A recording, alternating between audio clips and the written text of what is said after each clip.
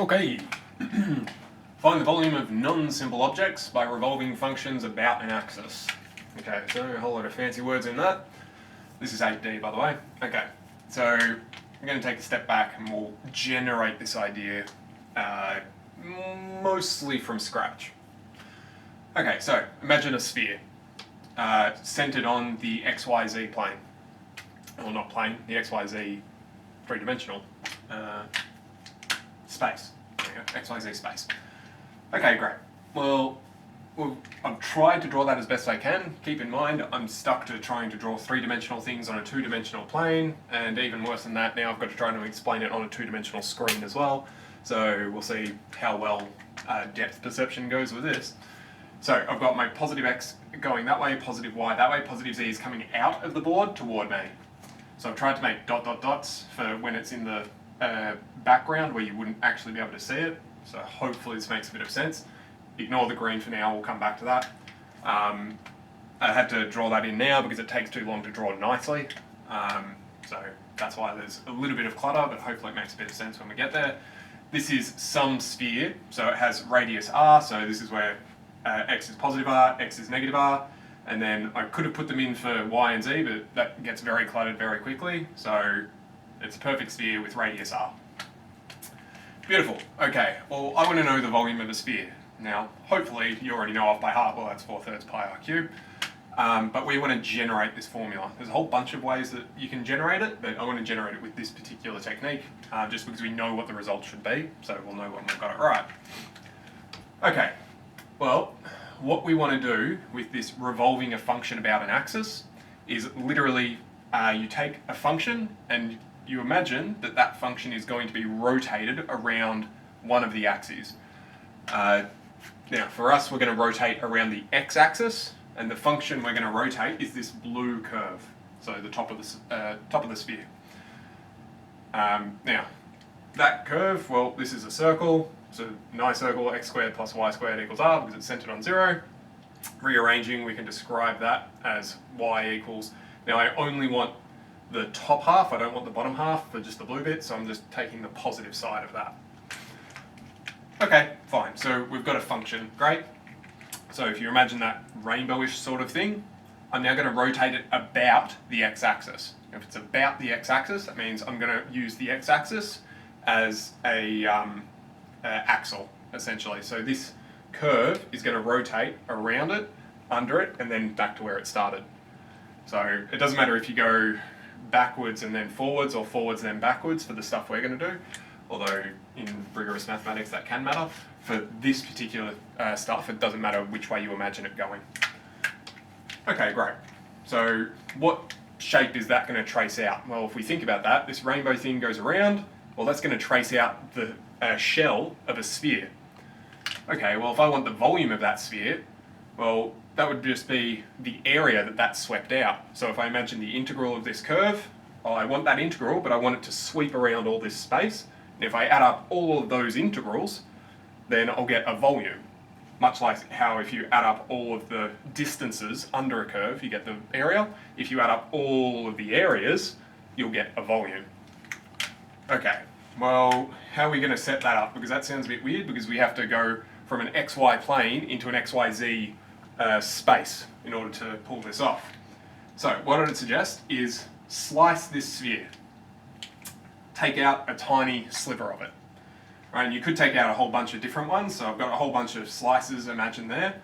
We're only going to take one, but imagine for a second you've got all of these slices to choose from, and we can make them infinitesimally small. Thin, sorry, not small. So I pull out one of these sheets. Alright, what's it going to look like? Well, if I cut a sphere, if I'm cutting it like this, it would have to be a perfect circle. If I'm cutting it perfectly vertically, it would have to be a perfect circle. Now, how big that circle is depends how close to the middle or edge I'm going to cut. It'll get smaller and smaller as I drift away from the center. And hopefully that's what this picture shows. I've got a huge circle smack bang in the center, and then they get progressively smaller, always centered on that x-axis, and they're always circles. So they've always got a constant radius for each individual green circle. The big circle as compared to the other circles, obviously the radius is changing, but each individual circle has a specific radius for it. Okay, great. well, what is that radius for any given circle? Well, that given radius, that's just this height. But height in this diagram, that's just saying your y value. Okay, well, alright, I want to get the area of this circle because we just established before, if I add up all of the areas, then that'll give me the volume. Okay, so I need the area of a circle. Well, that's pi r squared. Okay, so the area of any one particular green circle would be pi r squared. Okay, fine. Well, how are we going to pull that off?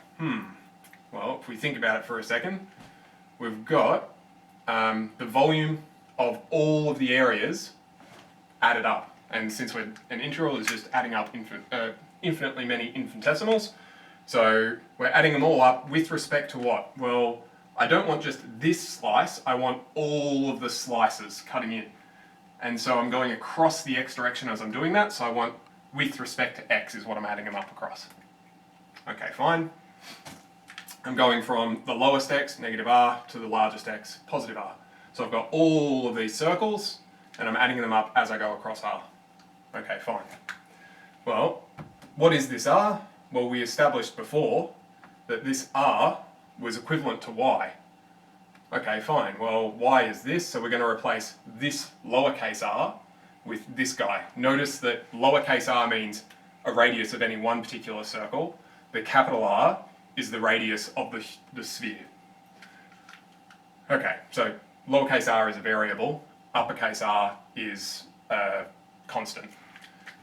Cool, alright, well, let's follow this logic through a bit. Cool, so this lowercase r is now this guy, and I'm only taking the positive side because I just want the positive side of the ring, because if I do a full lap, that gets me all the way around the sphere. It is a common error to put in plus minus here, which is going to create all sorts of trouble, because if you imagine a full ring and you do half a lap, then you'll get your area of the volume of the sphere. But if you do a full lap, you'll actually get 2 times as much, because the top side will do a full lap and the bottom side also does a full lap. So you have to be really careful about your setup, that you think about, okay, if I do rotation with this, am I getting all the area that I want and no more? So that's why we're only taking the plus side. Okay, great. So we've got this thing, all right? Well, the squared and the square root nicely cancel out. We don't have to worry about that sort of annoyance. We've got a nice pi as a constant. We've got a nice pi as a constant. You could take that out straight away if you wanted to. I've left it in there for now, but it doesn't make any difference. Okay, I want to integrate this thing with respect to x. Keep in mind capital R is a constant, so we just treat it as a constant, so this whole thing just gets multiplied by x. This guy integrating nice and easy. Cool, we had our terminals, sub those in, and now it's just basic algebra, and we end up at 4 pi on 3 r cubed, which we know is what we should have got in the first place. So this thing is really cool because it allows you to take essentially almost one variable and then rotate through 3 dimensions in order to fiddle around with that. Now there are some limitations on that, but that's the basic gist. We're trying to express a curve in terms of one variable and then rotate it through its own axis so that we can get a 3-dimensional volume. So commonly these are called volumes by revolution or some other combination of those words. Cool, alright, well that's all well and good. Now, what if this wasn't a perfect sphere? Well, that's going to make things a little more fiddly, but not that much, because remember, we had to define what that function was. So if we had some really annoying function, say this blue guy, alright, well, how would we do that? We're going to rotate this thing about the x-axis, so it's coming around that way. Okay, so I come around, okay, fine. Well, that's no different than what we did here. It's just whatever the function happened to be, okay? So we've got that, and then we're going to go around this, and so unsurprisingly a pi turns up, and it turns out that we just end up with, did I write this for the original? No, but that's okay. It turns out we just end up with pi times the function squared. Now keep in mind you only want one side of a function. If it goes above and below, then you're going to have a little bit of trouble. You only want the above one. Now if you wanted to be even more fancy pants, you could say, oh, what if I want not all the way to the axis, what if I just want from the blue curve to the red curve?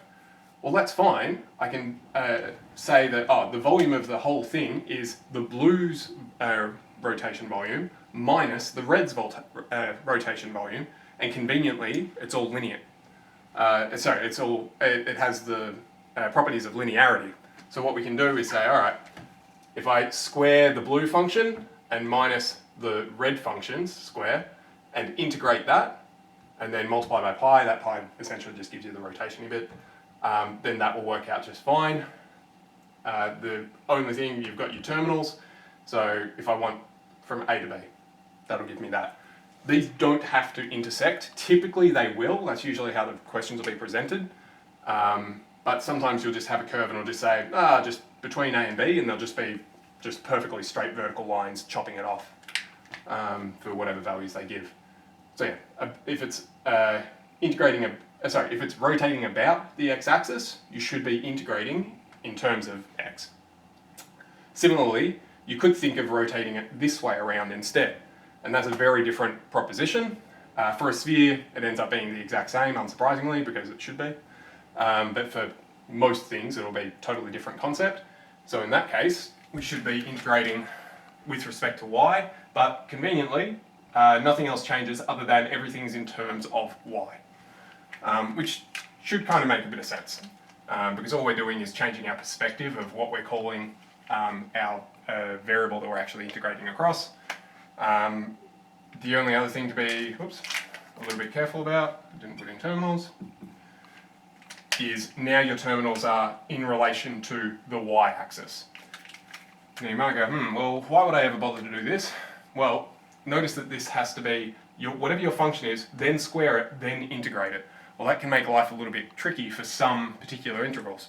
And very, very commonly, it's a lot easier to switch it around in terms of y, and then square that and integrate that.